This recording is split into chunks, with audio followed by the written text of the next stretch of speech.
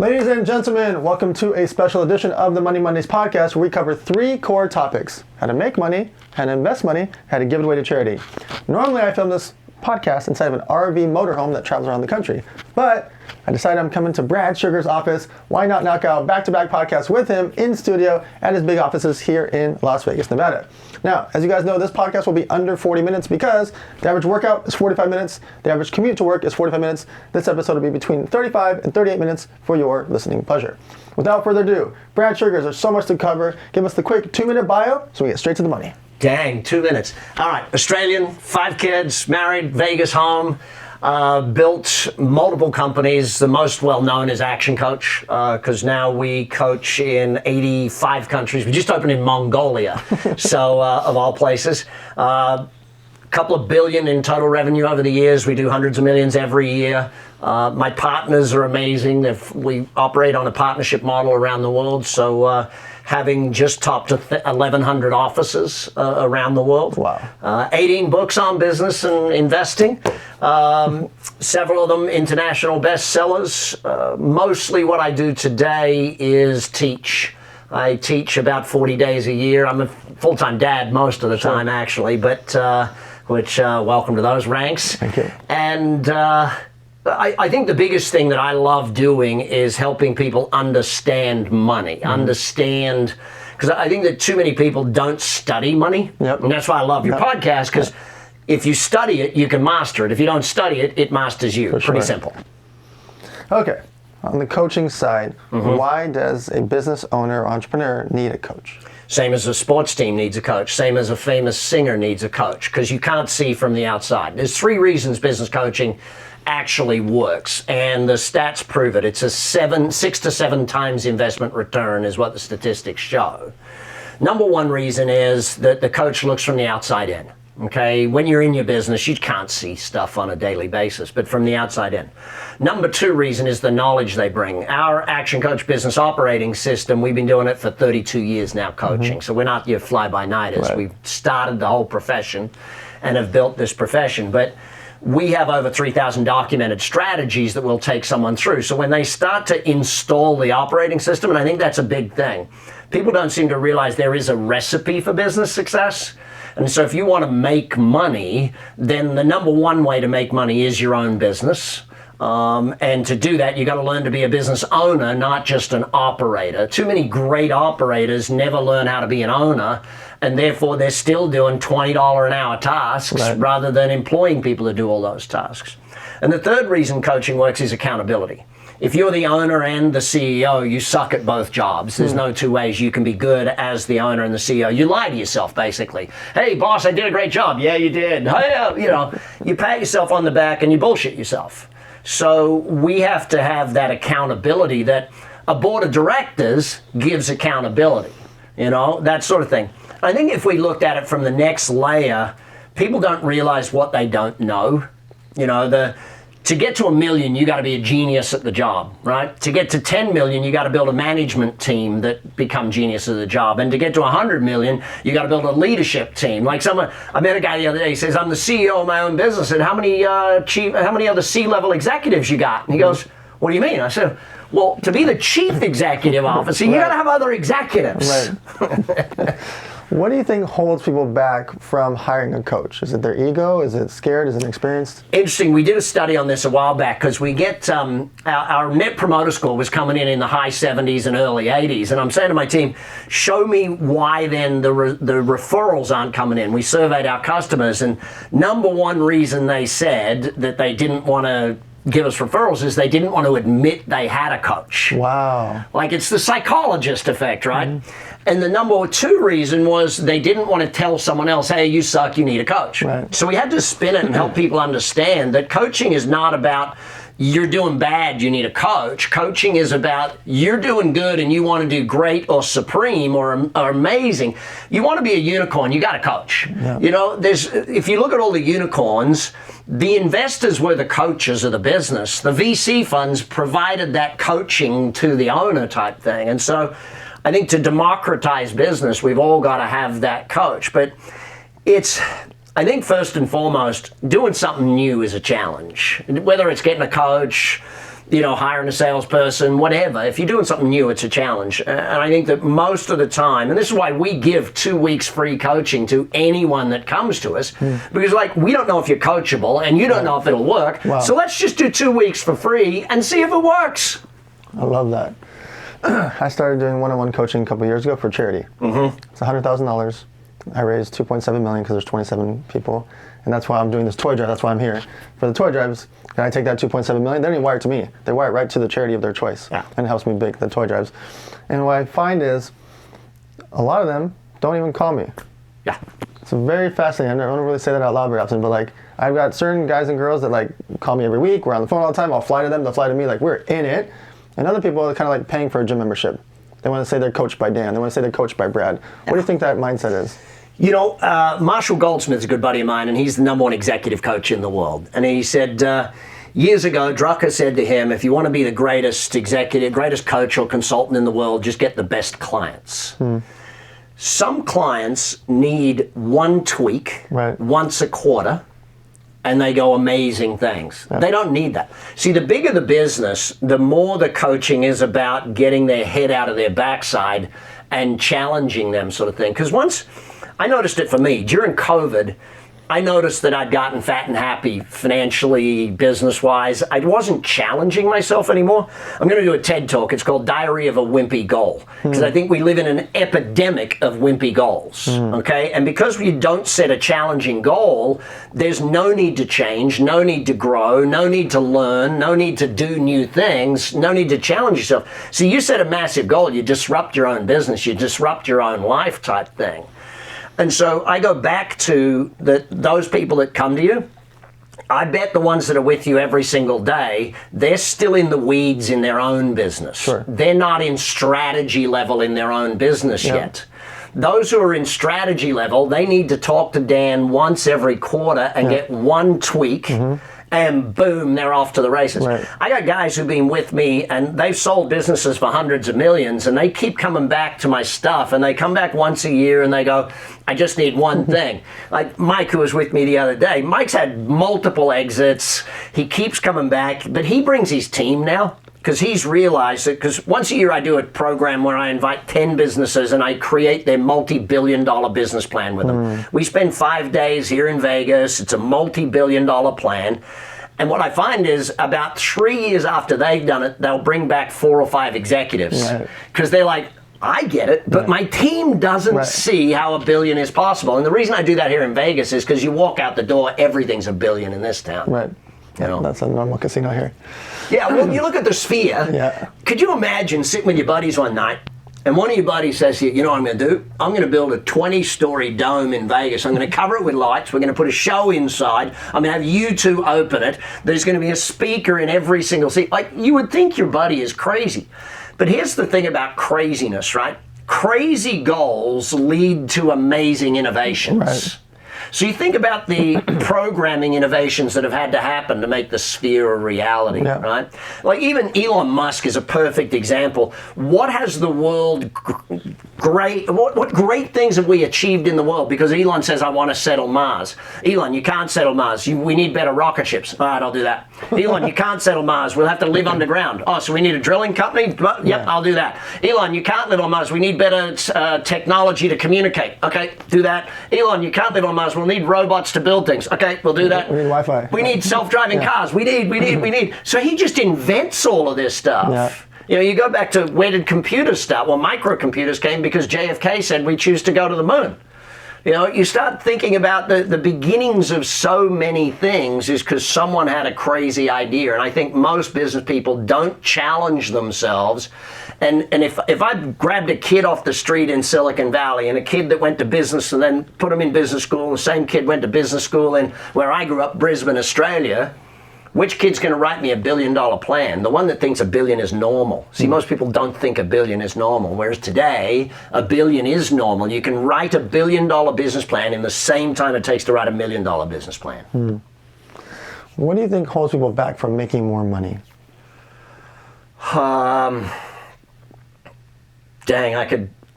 There's so many things that hold people back.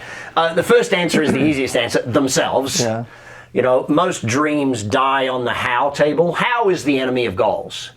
So when I was 16, I met Jim Rohn, E. James Rohn. And after the event, I got him to sign my notes. And Mr. Rohn, I asked him, you know, what's the one thing I can do? He said, read a book a week for the rest of your life. Well, I declared at 16 that I was going to financially retire at 25. Took me to 26. Now, here's the thing. When I told everyone I was going to do that, they were like, you can't do it, not possible, not going to happen, to the point where a buddy of mine, his dad sat us down and told us how that can't happen. Now, he was an engineer for the city, so of course he was an expert on money. Most expensive advice, free advice from a poor person. Technically, he was correct. The 16-year-old version of me could not achieve that goal. Yep. So what kills most people's goals is they're not willing to grow into the person that can achieve that goal. They're not willing to do the learning, the growing. Now, if I said you have to run a marathon, you know you gotta train, you gotta practice, you gotta change your diet, you gotta do all those things. But when people set a monetary goal, they don't understand how much they gotta do the learning. My formula for success is dream, goal, learn, plan, act. Have the dream, turn dreams into goals. The goals determine what you need to learn. Rather than how. See, people go, they set a goal and they go, how do I do that? How do I do that? How do I do that? And they go, I don't know how to do it. I can't have it as a goal. The point of a goal, by definition, you should not know how to do it. If you know how to do it, it's not a goal. It's a to-do list item. And if you knew how to do it, you would have already done it. So by setting it as a goal, by definition, you have to grow into it. You have to learn how. You have to practice, study, get a mentor, get advice, groups, join, books, you name it. So there's this famous theory about goals where basically you get to that goal and then the goalpost moves. Yeah. Once I get to 1 million sales, once I make 200 grand a year, once I get to 10 million sales, and then a lot of people realize, well, once you get to 10 million, it's just a Wednesday. Yeah. And you got to scale. You get your third Lamborghini, and you're like, well, it's just another car in my garage that's getting dust. And you become numb to it. What are your thoughts about the goalpost always moving? I'll give you an answer in 3 different ways. Number one, it takes a while for you to fill your own bucket, and to a point where you realize it's not about a bigger bucket. And then we get to the third phase. So it's learn, earn, return, right? But when you're in the earn, when you bought your first Rolex, you want the second Rolex. Sure. It's a drug. It really feels good, and it rewards yourself. But eventually, at some point in time, you realize that the only thing that really makes you feel good is giving back, right? So that's where I always say you start with negative goals. Get out of poverty. Don't be overweight. Get out of debt. Like, it's the don't want goals. You move to positive goals. I want this. I choose this. I'm going to have this. You know, work less. Finally, you get to legacy goals. At some point in your life, you get to a point of, let's just say, less is more. You know, it's like, yeah, I don't want all of that shit. Like, I don't want another freaking holiday home. Why? Because it's just a pain in my ass. Right. So I think that that's the first way to answer that question. The second is that the second law of thermonuclear dynamics actually tells us you're either growing or dying. A tree is either growing or dying. A tree can't stand still. A human being is the same. If there is no purpose, if there is no growth for you, then you actually start dying. That's why insurance companies, when people retire, they know 3 years dead, right? Because there's no purpose. There's nothing for them to go for. And I think it's really important that we understand that you can grow without having to grow your business, without having to add a new car. You can be buying schools for people. You can be, do you know what I mean? Like, I've run charities forever, and like my foundation, we educate young people that want to go into business for themselves. Because when I was 16, everyone said you got to be good, do as you're told, get a job, go to college, I became an accountant, not because I wanted to, but because that's what the process told me I was supposed to do. At 16, if I had have understood, I would have just gone into business for myself. No, because that's what my foundation does. It takes young people who think, I want to be an entrepreneur, let me do that. So I think that's the second way to answer the question. Ultimately, though, the world we live in today has changed. Like, I'm 32 years running companies. I've been through 4 downturns in economies. I've watched the whole thing and I've had all the cars. I have the 30,000 square foot home. I do all of the things, right? And I love all of that stuff. But what I'm seeing today is the pressure on younger people to look good rather than it's the old looking good going nowhere thing. You know, they would rather look rich than be rich. And that pressure is gaining momentum. Now, interestingly enough, because I have 5 kids, I've got like this whole spectrum of perspective on it. But if you look at when the world hit Maslow's hierarchy of needs, once we all got shelter and food taken care of, Gen Y, it should have been spelled WHY, the millennial generation, right?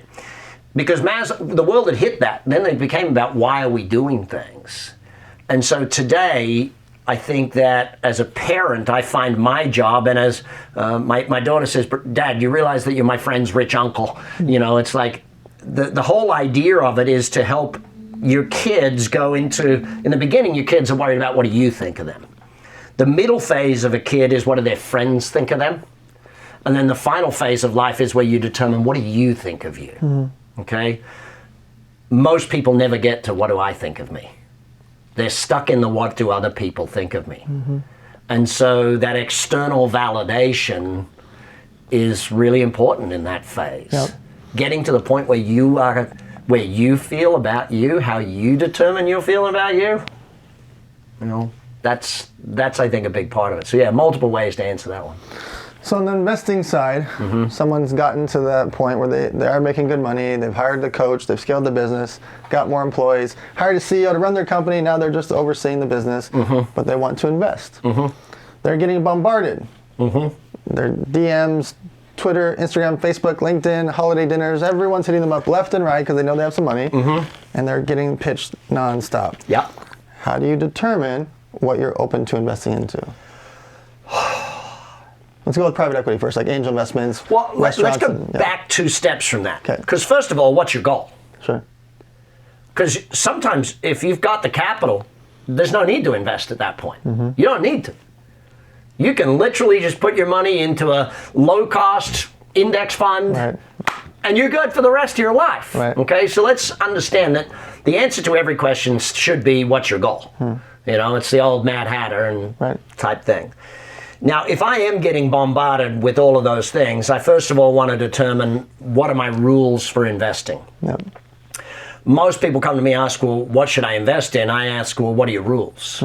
And you're not an investor unless you have a written, documented set of rules. So then I go back to, well, show me your wealth plan.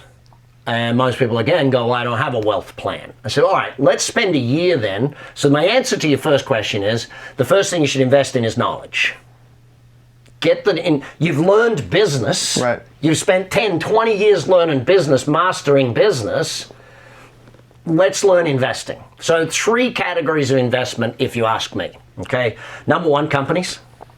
Number 2, real estate. And number 3, stocks of some sort, right? So if you define them in those 3 categories, because to me, an investment must have 2 things, capital growth and cash flow. It's got to have those 2 things. If it doesn't have those 2 things, it's not an investment. Like people say crypto. I said crypto is a wonderful currency play. Okay, but it's a currency play. It's not an investment. You're not getting rental income, or you're not getting passive cash flow from it unless you've got some of the option strategies and those sorts of things. But so if you've spent 20 years learning business, you know what I'd be investing in? Businesses, because that's what you know. Invest where you're an expert. Invest where you're dang good. So I teach my clients. I was on the phone with a young man this morning. He buys accounting firms, okay? And so he's bought 3 accounting firms. And what would I invest in if I was him? More accounting firms.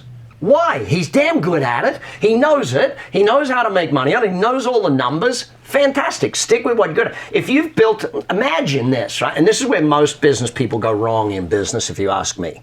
They spend their whole life building a company, getting the systems, the marketing, the branding, everything correct. And they do it in 1 location. Why? Why build a whole restaurant to do it in 1 spot? You know, the formula for a $1 billion company is X times Y. McDonald's is not a $1 billion company. McDonald's is a $2 million company done in tens of thousands of locations, right? So X times Y means find a multi-million-dollar business, 1 location, and do it Scale it. However many times. I mean, you look at Damon John. He worked out how to build a clothing brand, did it multiple times. You look at Tillman Fertitta, worked out how to do a food business multiple times. Yeah. Ray Kroc, all he did is he found the McDonald Brothers system and said this system should be on every street corner, and boom, put McDonald's on every street corner type thing. So my first thing is invest where you're an expert. Don't try and invest in stuff. I spent a weekend with one of my buddies learning NFTs when they first came out. And you know what I learned after 2 days of him teaching me NFTs? You didn't want to do it? I don't know enough to invest in NFTs. I would have to spend 6 months of my life to become an expert in investing in that and know what the heck I'm doing. And so I think people, they're not investors, they're gamblers. I hear Kenny Rogers' song kicking in the background for most of the time. Know when to hold them. Because return of investment is far more important than return on investment. And so, second, I would say real estate is a far better investment because it's slower moving. If you're going to learn to invest and you move into fast moving stuff straight away, then it's fast up, fast down. Sure. So if you can get into slower moving, I mean, people don't understand that real estate is a guaranteed 400% ROI. They don't understand that, right? If I buy $1 million piece of real estate, how much money have I got to come up with? 200 grand. 20% on average, right? Some parts of the world it's 30%, some 5%, but on average I got to put in 200 grand. 20-year mortgage. I don't pay the mortgage. I put a tenant in, they pay for 80% of it for me. Now maybe the first couple of years I got to put a few dollars in each month till the rent gets up and covers the mortgage type thing. But 80% of my asset is paid for by someone else. So over 20 years, I get a 400% ROI if it didn't go up. Right. Now with ChatGPT, I can go into ChatGPT and say, where should I invest that's getting a 10% capital growth in my area? And if it says nowhere's getting that, okay, where else can I invest type thing? We can do the research. What took me 20 years to learn as a kid investing in real estate, I can learn in 10 minutes on ChatGPT right now. So I think that, yeah, it's a challenge for a lot of people in that they go into investing without preparing themselves, spend a year learning. So the reason I initially started the podcast was to try to change the narrative that it's rude to talk about money. Yeah. We all think it's rude to talk about money, don't talk about money at the table, can't talk about salary. Like, we need to have these discussions. What are your feelings and thoughts about it? All the things you shouldn't, so again, 5 kids, right? All the things you should not talk about, apparently, religion, politics, sex, money, all those things you should not talk about. If I don't talk about it with my kids, where are they getting their opinions from? Right. So I would 100% rather my kids got my opinions on money and finance than their buddy from school or college. Right. I would rather they had my opinions on politics and helped, and that I could ask them the questions, sort of thing. I think that not talking about money is dumb. Yeah. You know, you need to talk about money. You need to be open about it. And as men, we need to talk about the things that men don't talk about, the emotional stuff, all of those sorts of things. When I moved to Vegas, I started a group called Handsome Men's Club because Jimmy Kimmel had this skit called Handsome Men's Club.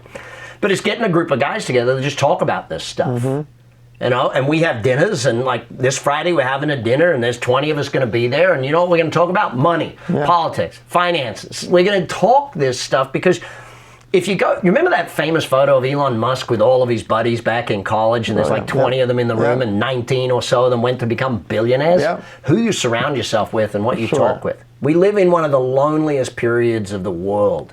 You know, more connected but more lonely than ever. The average American male has, guess how many friends? Less than 3. Whoa. And the younger you get, the less that number is. The older you get, the higher the number is, sort of thing.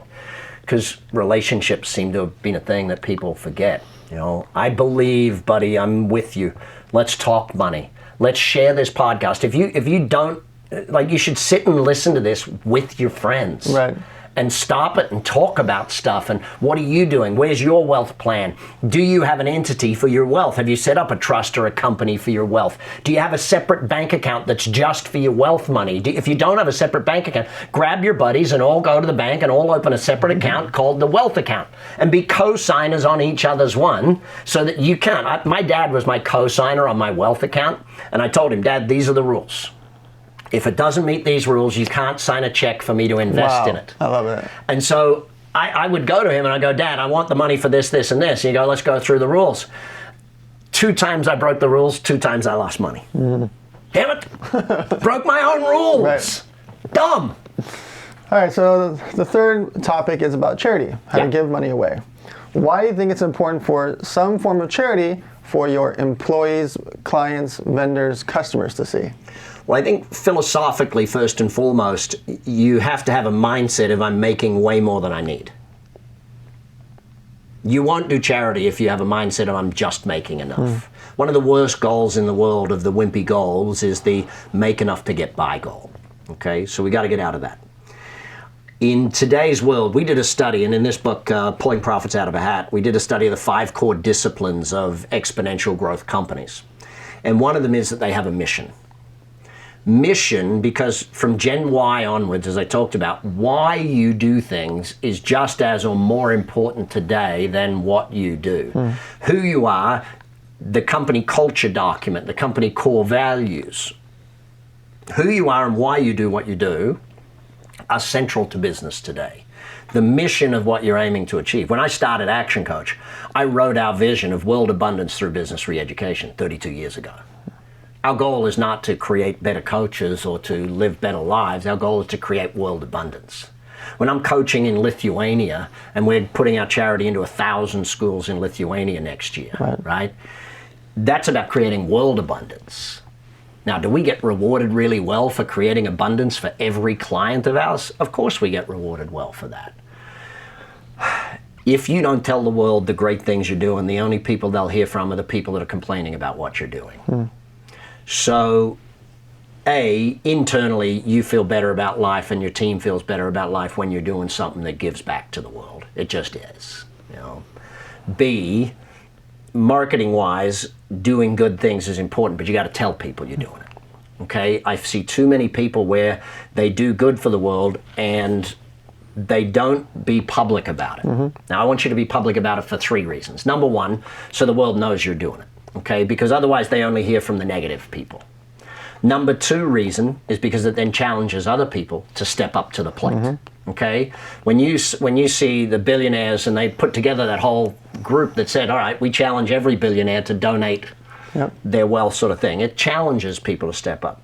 But the 3rd reason that I want to see you giving is the feeling you will get. It will drive you more when you give and when you see.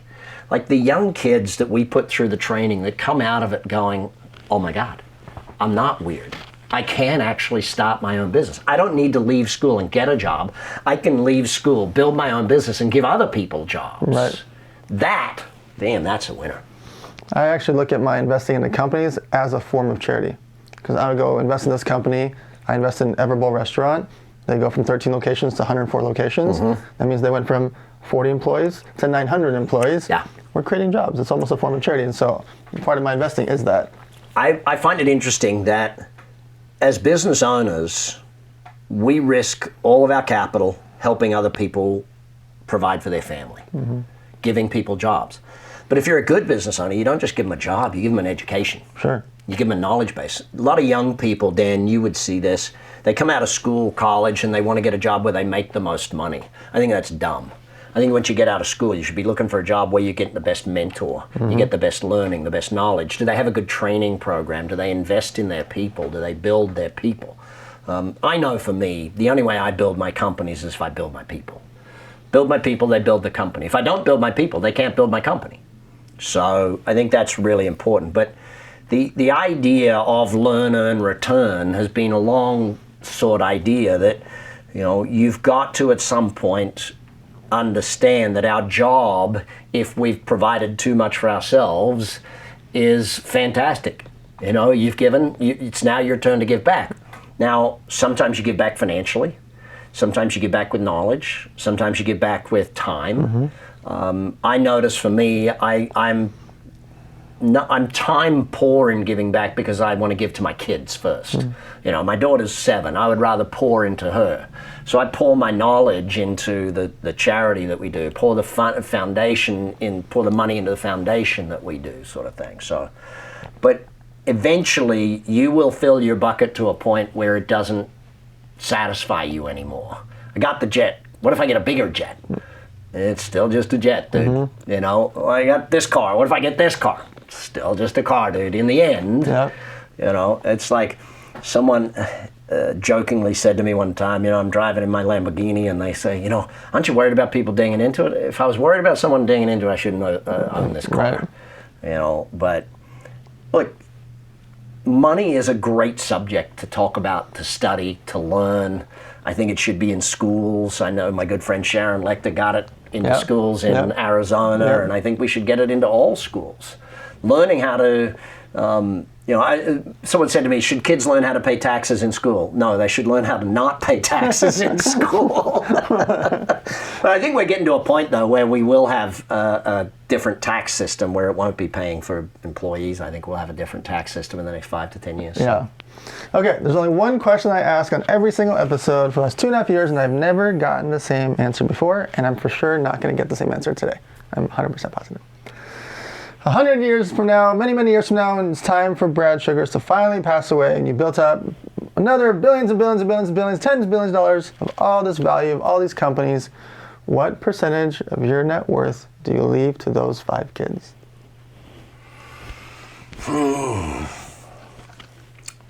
Hopefully 0. 3 reasons. Number 1, my wife's a lot younger than me, so I'm pretty sure it all goes straight to her anyway, and she has to worry about that decision. Number 2 reason, they should have made their own wealth by that point in time. They shouldn't need me. I'm a firm believer in I give my kids a kickstart, not a finish. You know, give them the knowledge and the money to get going. Give them the investment capital. Like, I'm a partner. If I'm investing in real estate with you, dude, I'm a partner in that. Sure. And the third reason is I believe that if they're thinking they're going to get that, they won't push themselves as hard. So, but luckily enough, my wife's a lot younger than me, so I won't have to worry about that decision. So every time we ever do anything with wills, I'm like, honey, that's your problem, not mine. I'm gone. Where can people find you, find the books, find Action Coach? Tell us everything. ActionCOACH.com, BradSugars.com, every social media, even Pinterest, you know. I don't dance on TikTok, but I'm definitely on there. So. All right, guys. You're listening to Money Mondays. I appreciate you guys. As you know, I don't have any sponsors or ads here. I do work with the guys over at Fanbasis, and obviously I work with some of these major companies that I talk about on some of the episodes, but never going to hear me reading affiliate codes or comp codes. I always talk about Go High Level because I actually use Go High Level. So when you hear about the brands, it's because I live and breathe them for my actual business. You're never going to hear me read about a pill or a medicine or Wix.com type ads. I'm only talking about the companies that I actually work with. But the reason the podcast is doing so well is because of you. Liking, commenting, subscribing, sharing, reposting. As Brad mentioned, like listening to it with your friends, forwarding it to your friends. All those things matter for the algorithms, for us to stay high up in the rankings. And if we do that, then obviously we get more people to listen and talk about money. And we tragically and desperately need around our country and around the world for people to have discussions about money with your friends, family, and followers. I appreciate you guys. Check out Brad Sugars and Action Coach across social media. We'll see you guys next Monday here at themoneymondays.com.